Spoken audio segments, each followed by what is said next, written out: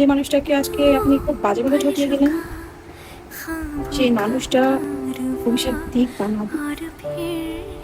আপনি একদিন খুব বাজেভাবে ঠকে যাবেন, হয়তো অন্য কারো কাছে, নয়তো অন্য কোথাও। তবে অবশ্যই আপনাকে ঠকতে হবে। হুম।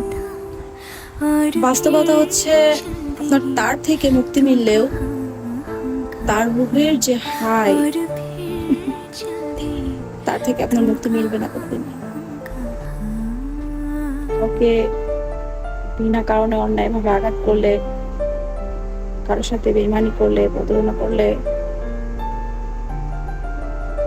সাময়িকভাবে আপনি ভালো থাকতে পারবেন, কিন্তু জীবনের শেষ দিন পর্যন্ত কখনোই না।